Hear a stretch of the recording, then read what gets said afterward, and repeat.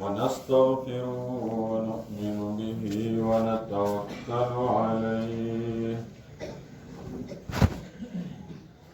ونعوذ بالله من شرور أنفسنا ومن سيئات أعمالنا من يهده الله فلا مضل له ومن يضلل فلا هادي له وأشهد أن لا إله إلا الله وحده لا شريك له وأشهد أن سيدنا وحبيبنا وشفيعنا ومشفعنا وكريمنا ومكرمنا ورحيمنا ومحترمنا رحمة للعالمين خاتم الأنبياء خاتم المرسلين سيدنا سيد الأولين والآخرين محمدا عبده ورسوله أرسله بالحق بشيرا ونذيرا صلى الله تبارك وتعالى عليه وعلى آله وصحبه وأهل بيته وأتباعه وذرياته وأزواجه ومحبيه وأشيائه بقدر حسنه وجماله وبارك وسلم تسليما كثيرا كثيرا أما بعد فأعوذ بالله من الشيطان الرجيم بسم الله الرحمن الرحيم ولا تأكلوا أموالكم بينكم بالباطل وتدلوا بها إلى الحكام لتأكلوا فريقا من أموال الناس بالإثم وأنتم تعلمون بارك الله لنا ولكم في القرآن العظيم ونفعنا وإياكم بالآيات والذكر الحكيم إنه تعالى جواد ملك بر ورب رؤوف رحيم وقال النبي صلى الله عليه وسلم من أكل طيبا وعمل في سنة وأمن الناس بوائقه دخل الجنة أو كما قال رسول الله صلى الله عليه وسلم درود شريف اللهم صل وسلم وبارك على سيدنا محمد وعلى آل سيدنا ومولانا محمد كما صليت وسلمت وباركت على إبراهيم وعلى آل إبراهيم إنك حميد مجيد اللهم صل وسلم دائما أبدا على حبيبك خير الخلق كلهم هو الحبيب الذي ترجى شفاعته لكل هول من الأهوال مقتحم وكلهم من رسول الله ملتمس غرفا من البحر أو رشفا من الديم أمرتك الخير ولكن ما تمرت به وما استقمت فما قولي لك استقم أستغفر الله من قول بلا عمل لقد نسبت به نسلا لذي عقم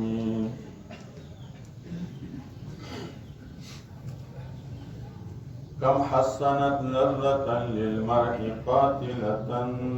من حيث لم يدر أن السم في الدسم خالف النفس والشيطان وعصهما وإنهما محفظاك النصح فاتهم ولا ترم بالمعاصي كسى شهوتها فإن الطعام يقوي شهوة النخم گفتی که به شاه چه عذر گویم خود شاه به اعتذار آمد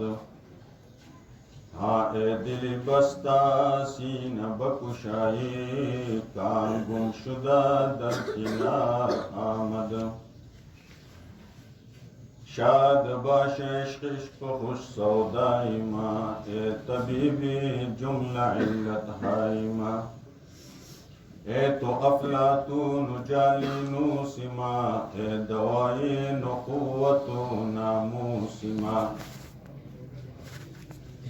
عشق آبگزی کی جملہ انبیاء یا فتن در عشق ہو کارو کیا عشق نبودان کی در مردم بود این فساد از خوردنی گندم بود عشق با مردان باشد پایدار عشق را با حی و با قیوم دار الله جل شانه ډیره عظیمه د خوشحالۍ موقع د نعمت موقع په خپل ژوند کې رمضان مبارک نصیب کېدل د کمې تمني او ارمان او دعاګانې به نبی پاک صلی الله علیه وسلم کولی چې اللهم بلغنا رمضان را نږدې شوی دی یا الله موږ رمضان ته ورسوه او موږ ته په خپل ژوند رمضان نصیب کړه صحابو به بیا دا تمنا کوله چې آینده رمضان بیا نصیب شي یا کالو سر هر میاشت د رمضان وي از محبت تلخ شیرین شود از محبت مسها زرین شود محبت الهی نصیب شي نو بیا طاقه سړي ته خواږه لګي لوږه او تنده بیا سړي ته خواږه لګي دا عاشقانه عبادتو دو عبادتونه عاشقانه دي یو روجه او یو حج او دو عبادت عقلی دي یو منز او بل زکات دا سلور عبادتونه دي او سلور د آبادی ګټونه دي او د آبادی ارکان دي او د آبادی پیلری دي د منځ اهم ستن چې دا هغه لا اله الا الله محمد رسول او بیا سلور ګټونه ستا د آبادی او زما د آبادی هغه مونځ دی زکات دی روژه ده او حج دا سلور عبادتونه چې دي نو دا دوه عقلي دي او دوه چې دي نو دا عاشقانه دي حج او روژه دا عشق غواړي عقل نه غواړي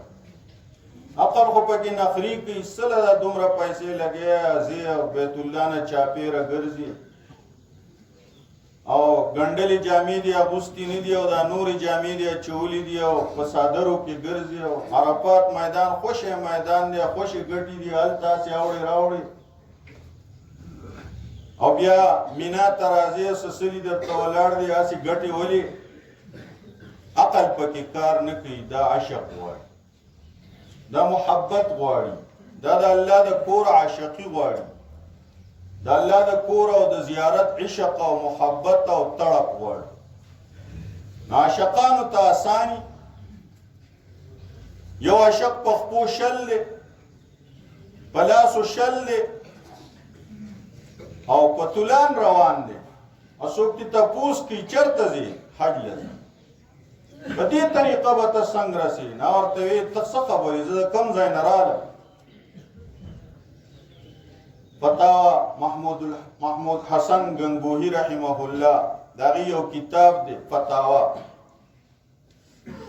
هغه چې ځان لوالي نه دومره ده چې ټوله الماری تاله یوازې هغه ډک نو داغه بل کتاب دی مسلک علماء دیوبند او حب رسول صلی الله علیه وسلم علماء دیوبند او داغه د نبی پاک صلی الله علیه وسلم سره مینا علماء دیوبند کې سرخیل قاسم نانوتوی صاحب رشید احمد گنگوہی صاحب حاجی امداد الله مکی صاحب حافظ زامن شهید شاملی میدان کې لاول د جهاد اعلان کړ او بیا د مدرسې اعلان کړ په جهاد کې زامن شهید دا شهید شو کور جامع واغوستی ډیر ښکلی ښایسته ویل امبل کور والا حیران دي چې د چا ملاقات لذي اختر خو نشته له چا واده لذي د چا د واده څه خبر خو هم نشته څه کوي زامن شهید صاحب کور ډیر ځان سنبال نه د هغې په خبرو پوه شو نو ورته وایي شاملي میدان ته ځم خو نن زما د شهادت ورځ دا شهادت ته خاطر الله لزما شهادت مرګ راکړي نو ما ځکه غسل وکړو ځکه مې نوې کپړې واچوي دا د صحابو محبتو د نبی علیہ السلام سره جابر ابن عبدالله یو جابر ابن عتیق یو جابر ابن سمورا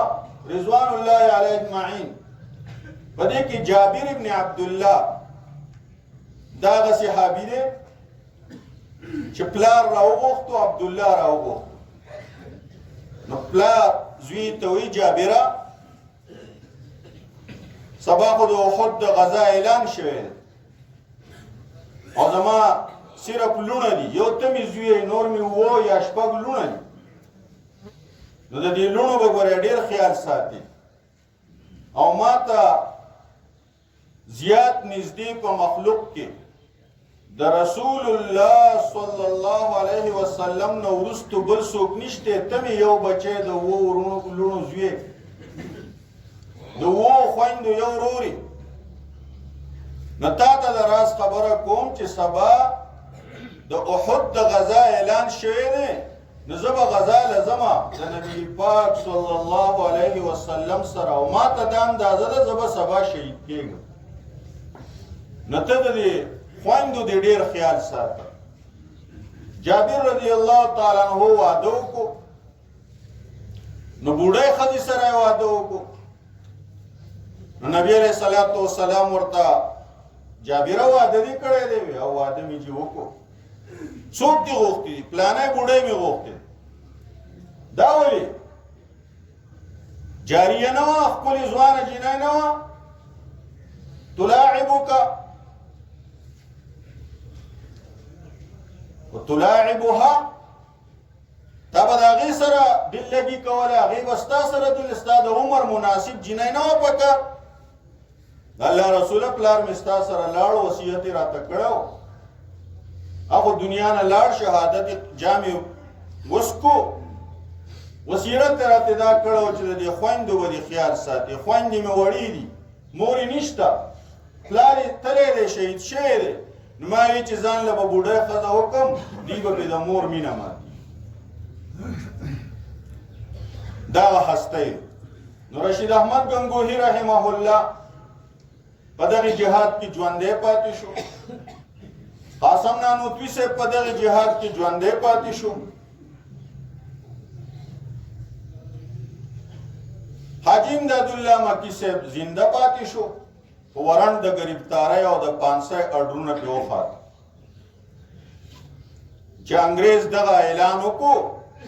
نو حاجی امداد الله مکی صاحب مکې مکرمې ته هجرت وکړو هغوی په مکه کې پاتې شو او قاسم نانوتوي صاحب رشید احمد گنگوهی صاحب دی څه وخت روپو شو رشید احمد گنگوهی صاحب باندې د 500 کیسو قاسم نانوتوي صاحب بری شوی دی هغه گرفتاری نه ده شوې ډېر خواري کړې ده خو موندی نه دی قاسم نانوتوی سے بچانا په هم کو چې دا عالم دی کور کې یو ځای کې هغې ته دعوت شوی دی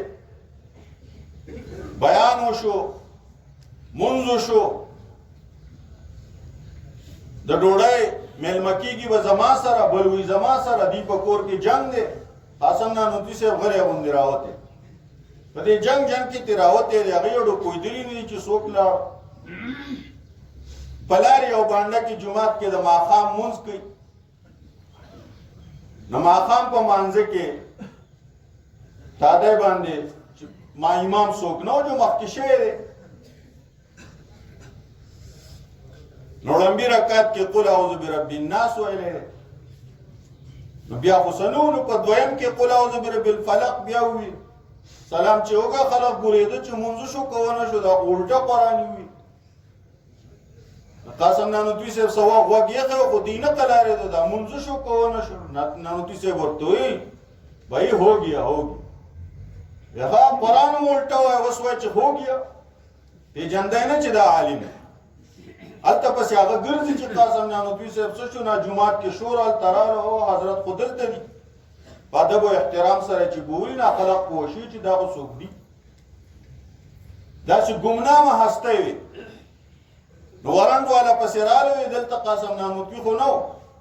نو دی خو ورته دام نه وایي چې نه و ځکه چې دروغ راځي او که وایي چې او ځای ما نو ما نیسي د ما خو د 500 اډر دی نو یو 2 قدمه لږ را دې خوا شو بیا ورته وایي ابھی تو ادھر تھا اوس خو دلته و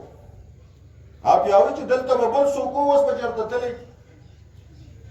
نه رشید احمد گنگوهی صاحب جج ته پیش شو نہ جج ورته وایي رشید احمد آپ کے ہاں اسلحہ ہے وسله خوا دی خو جهاد کړه دا خو ویلی نه شو چې نشته دروغ دي اکوام چې شته نو د 500 هغه ډېر قوي کېږي په ځان ګواهي ده تسبیح په لاس کې راواغستې جی ہمارا اسلحہ تو یہ ہے اللہ اللہ اللہ جج نور علوم کون شو نارد میں دا کاو چې رشید احمد گنگوہی صاحب قاسم نانوتوی صاحب رستو بیا د دارالعلوم دیوبند بنیاد مشوره کې چې دارالعلوم دیوبند بنیاد وشو نو حاجی امداد الله مکی صاحب مکه کې خبر شو چې دارالعلوم دیوبند بنیاد کې خودلې شو نو حاجی امداد الله مکی صاحب وی چې خلک کوئی چې مدرسه جوړه شو مدرسې بنیاد کې خود خبر نه دی چې د څومره اولیاء او جړاګانې په دې د چربان د تهجد په ټیم کې د دې په شا پرتی نو دا رشید احمد گنگوہی صاحب نه وچا تپوس کو وای جی کستانه سوک تپوس کی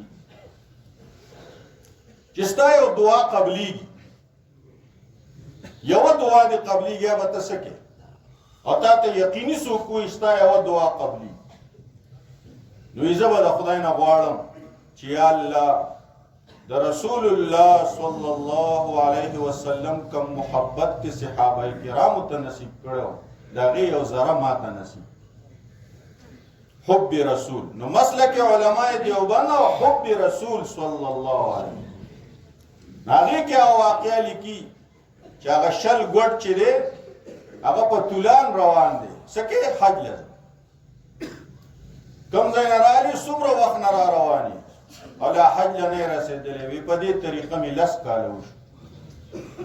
دا عشق غواړي یو روژه عاشقانه عبادت دی او یو حج عاشقانه عبادت دی او منځ او زکات دا عقلي عبادتونه دي چې لیونی نه او عقل د پکې نو مونږ به نه قضا او چې عقل د پکې نو زکات به نه پرېږدي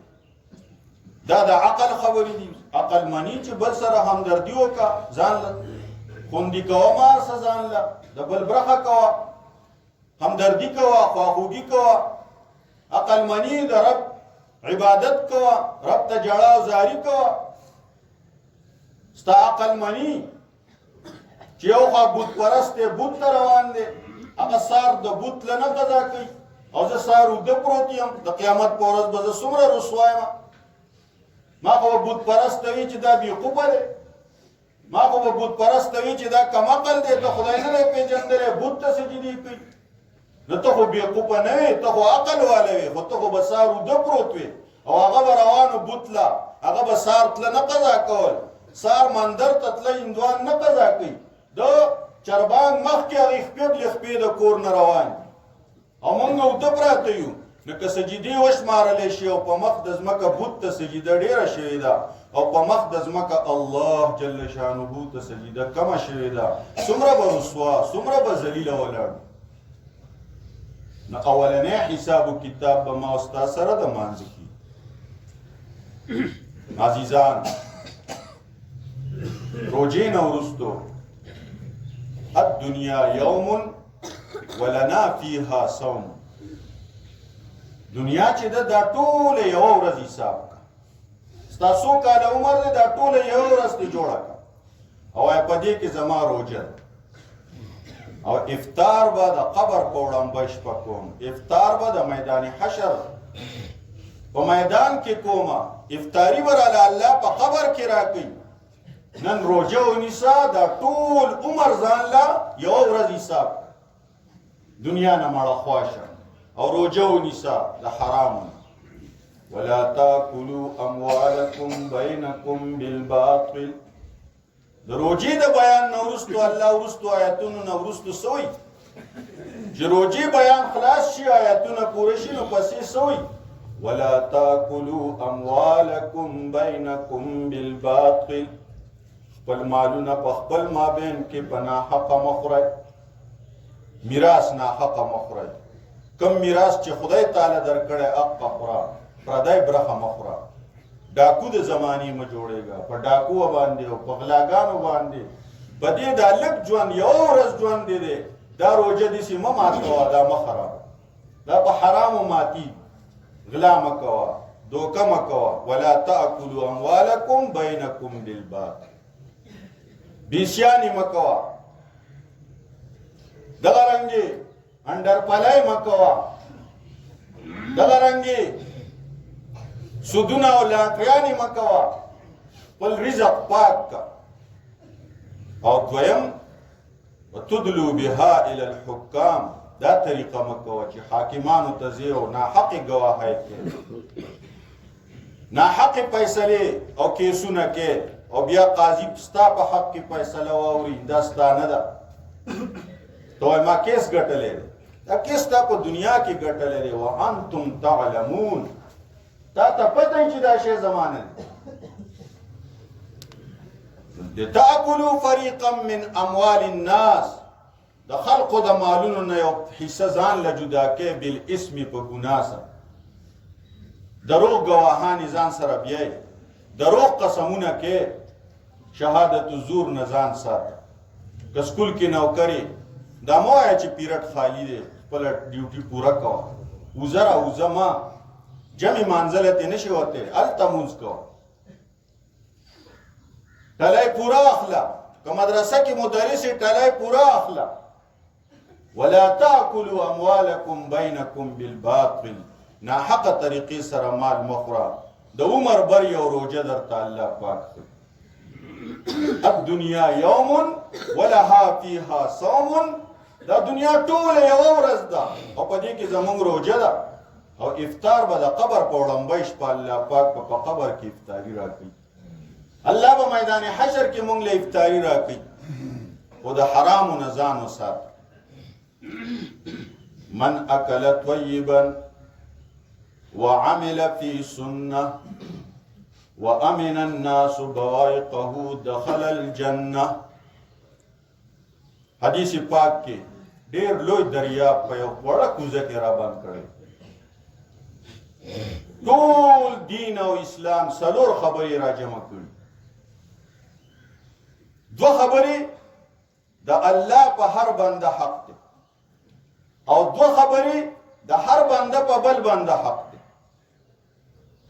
دواړه سرور واړه په دې لږ غوندې حدیث کې را جمع کړي د الله په هر بنده دوه حق دي صحیح عقیده صحیح عبادت عقیده د توحید ساته د الله د وحدانیت ساته عالم الغیب یو الله دی د پلانو خاپیری دی او پلانی ته پلانو ته آلو د علم غیب باره کې کچا عقیدې مساته پلانی راله نوک وکوتو او په نوک کې راته وي چې دا پتا چا څه کړي دي ستاسو کور کې دي کور ته لاړې خواښې نو انګور ته دي شون راني اکه انګور راشي کور ته نو خواښې ته یې شون راني ما وی چې که نه دا څه چل دی کور کې به چا کړي دې ظالم ته په نوک کې وحي راله خدای دې تباه او برباد که دا کور خو تا وران او دا کمقل خلق دقې خلقو لذي چې مونځ وله نه ورځي کلمه وله نه ورځي او لینونه به ورته ناست دي خورې دمې دی خو سم دمې دی خورې تعویضې دی خو حقه ټک دی دا تباه شوي به حق خلقو پسې ځي پالونه به دله ګوري ورغوي به دله ګوري غیب و خبرې به کوي د توحید عقیده د الله د وحدانیت عقیده مضبوطه کا دا د الله په هر بنده باندې وړاندې حق دی عالم الغیب یو الله دی د غیب و خبرې چې څوک کوي یقین پې مه کوه به او باور مه ده دویم شرک په الحکم مه کوه چې د خدای د حکم مقابله کې ته وایې نه دا زمونږ د رسم خبره ده دا زمونږ د پښتو عزیزولۍ خبره ده دا زمونږ د ډلې پرې او د پارټۍ د مشر خبره ده نه دا زما د پیر صاحب خبره ده زه دا نشم پرېښود نو د خدای حکم پاتې کېږي خو چې رسم او قام قبیله او ډله او پرا او د عزیزولۍ او د رواج خبره پاتې نشي دا شرک په الحکم دی د خدای حکم دی پاتې شي خو چې د پارټۍ د لیډر خبره ښکته ونه غورځي دا شرک په الحکم دی د خدای حکم دی پاتې شي خو چې د پیر صاحب راته څه خبره کړې اپوي دا شرک په الحکم دی شرک په الحکم درنه ونه شي نو یو حق د الله په هر بنده باندې صحیح عقیده به راوړي د کور نه به راځي ګور ته نو صحیح عقیده به راوړي اذ جاء ربه بقلب سلیم ځان سره ښکلی زړه راوړه ما جعل الله لرجل من قلبین فی جوفه یو سړي له م الله په زړه کې دوه زړونه نه پیدا کړي زړه یو دی نو یو الله له ورکړي بل زړه نشته چې بل چا له ورکړي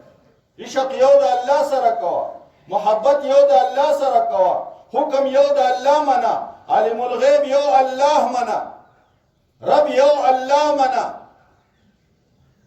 نو په بنده باندې د خدای یو حق وړاندې دا دی چې دې صحیح عقیده ځان سره راوړي او دویم حق دا دی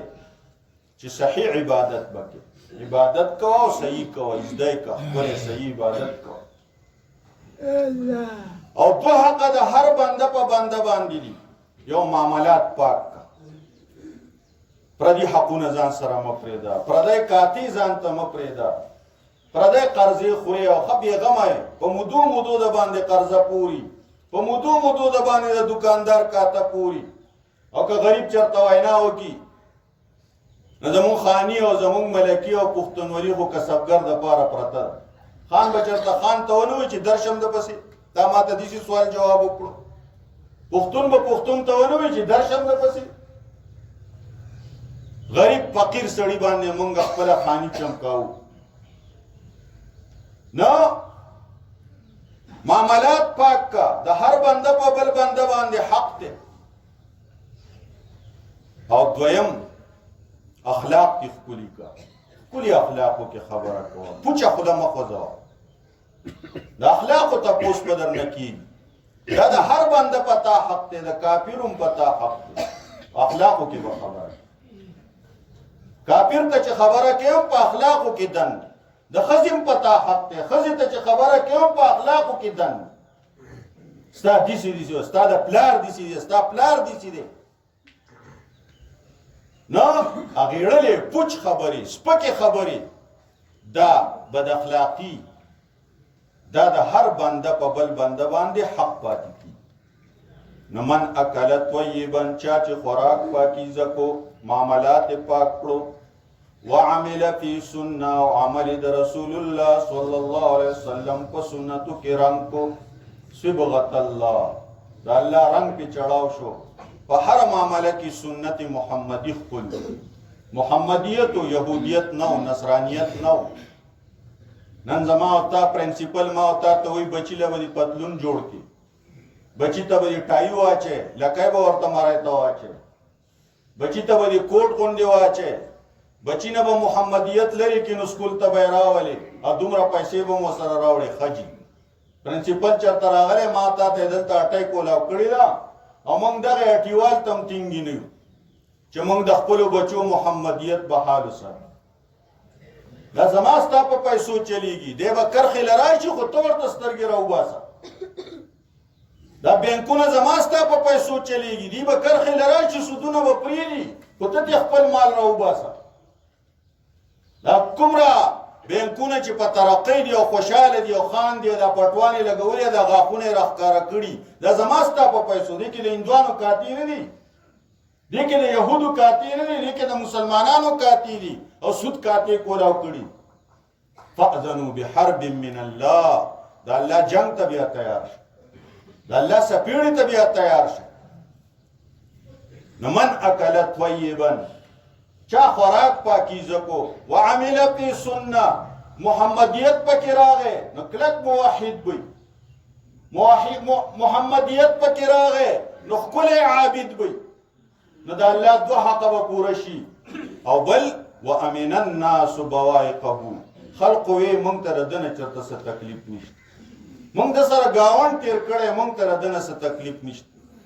مونږ نه د ده د بغض نه تنګ یو، نه د حسد نه تنګ یو، نه د تکبر نه تنګ یو، نه د کنځلو نه تنګ یو. هر سړی ستا باره کې وایي چې مونږ ته د ده نه هېڅ تکلیف نشته.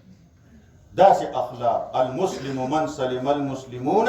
من لسانه ویل دخل الجنه، دا سړی به جنت ته ځي، ځکه دین ټول خلاصه د دقې څلورو خبرو نوم. دوه خبرې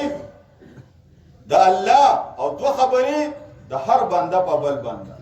د الله دوه خبرې، صحیح عبادت کوه، صحیح عقیده ساته، مون مه قضا کوه.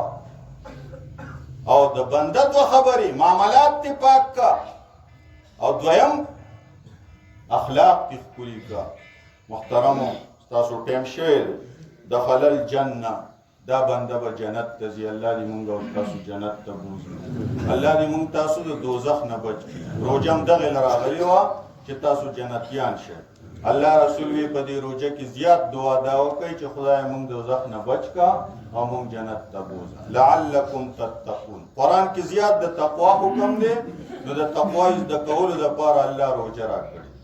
د مغفرت دپاره یې روژه راکړې. ډېره خالي نسخه استعمال کړه، خو روژې خپل برکات ونغښتو، لاړه رخصت شوه، شیطانان بیا را پرانستلی شو. حقې شیطانانو ته یوازې شوي یو. د خپلې دوایې او د خپلې نسخې خیال ساتئ چې بېپالي او باویړی ونه کړو. الله دې په مونږ باندې رحم وکړي. اخر کې درخواست کوم او د درخواست ضرورت به نه دا ګټه تاسو ولیده، په دې تقریبا 9 لکه روپۍ لګېدلي دي. ستاسو د عیدګاه چنده چې ډېره ښایي او مونږ یې مبارکۍ اخلو او خوشحالېږو، نو 80,000 ته چې ورسي مونږ وایو سږ کال ډېره زیاته وشوه. نو اوس مونږ ته ضرورت دی د 2 لکو روپو. نور الحمدلله الله پوره کړي دي. کارخانو والو مونږ سره ډېر امداد وکړو، ګاونډیانو مو کو، دې محلې والو ډېرې قربانۍ وکړې. هغې مزدورانو له غرمه چای راوړل، سار ډوډۍ راوړل او دغه رنګې د هغې اکرام کول او د دې ننداره او خیر خبر اخیستل، دا ټول وشو. نقدو په شکل کې هم ډېر امداد وشو، ګټې په شکل کې هم. خو بهرحال بیا هم مونږ ته کمی دی د 2 لکو روپو. ستاسو د جولای هغه چې دي نه هغه 81,000 شوې، خو زمونږ د ټول کال د دې صفایۍ وغیره د هغې کېږي. هغې له مزدور ونیسو، دا نالی پاکو یا دلته صفایي کو یا کچرتې چمتو هغه خو د دې باقي 2 لکه روپۍ نورې سیواګرې پکار. نو اوس په دې مجمع کې که ما ته ښکاره وایه او که ځان له پټ خدای سره وایه او مونږ ته بیا پوره کوئ. ستاسو خوښه هر سړی پټ خدای سره دوره ووایه چې زه به دوره ورکومه، سابق سیله به یې رسوم، که په ما یقین یالو چې نه یاد یې نه راوړي. او دا جولۍ دا چې دي نو دا خو د کال هغه خرچه، او که نه ښکاره یو کس 2 پاسه دا 2 لکه روپۍ پوره کوئ، دا توره څه خدای دې چې خوار نه دی پیدا کړی. خبر دای چې ړه کې ووایه ځان سره یو الله خبري یو ته خبري او هغه 2 لکه قرضه چې دا نور ضرورت چې هغه ځان له پوره شي او دلته کم ستاسو کدي جولای کې چا چوي نو چې هغه د کال زمونږ چې کم ضرورت دی هغه جدا پوره شي داسې ښه ده جي الله یې توفیق درکړي اختر په ورځ به صدقې کېدې نبی علیه الصلاة والسلام به د اختر په ورځ بیا چنده کول هغه په جهادونو کې لګېده د الله په لار کې به لګېده په دې ورځ دا یو سنت عمل د خپلو مړو د ثواب نیت پکې وکړئ اختر په ورځ مړي را یادوئ جزاکم الله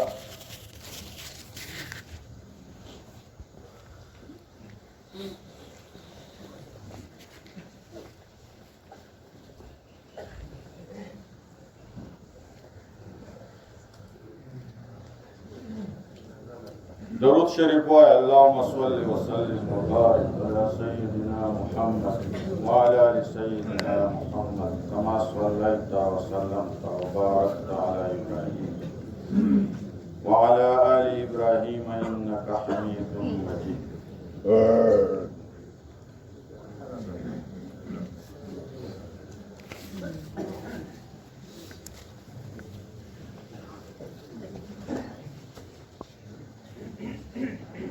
ځوانانو د موټر سایکلو د تیلو نه توبه کوي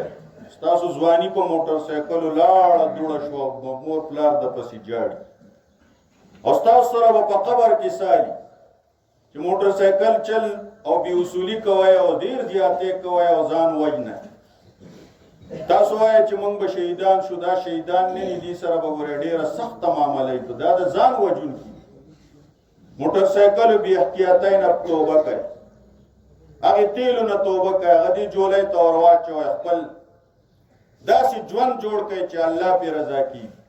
د نشو نه توبه کوي هغه نشو پیسې دې جولای ته واچوه ستاسو د سګرټو په پیسو هم دا عیدګاه خدای جوړ کړي جامتو نه توبه کوي نایانو له مو ورکوئ دې جولای ته واچوه چهرې بن خدای منوري کړي محمدیان بشن په قبر کې به وړاندې ملاقات د رسول الله صلی الله علیه وسلم کی دا د ناشنا وطن نه راغلی دی ناشنا امتی دی خپه دی دله تسلی پکار ده تسلی له به وړاندې رسول الله صلی الله علیه وسلم خدای پاک مخې ته کړي په قبر کې به پردې ختمې شي تسلی لپاره به رسول الله صلی الله علیه وسلم زیارت په قبر کې کړي کم از کم چهره منوره کړي توبه وباسئ ځواني عبادت کوئ د عرش سورې ستاسو په انتظار دی ځوانانو عرش سورې دې له سنبال کړی چې ځوانان به د ځوانۍ عبادت کوي د قیامت په سخته ورځ به په ګرمۍ کې نه وي هغه به د عرش په سوري ولاړي د عرش سورې خالي ونی نه چې ډکي ستاسو نه ډکي ستاسو نه ځواني خپله منوره کوي ځوانۍ عبادت شروع کوي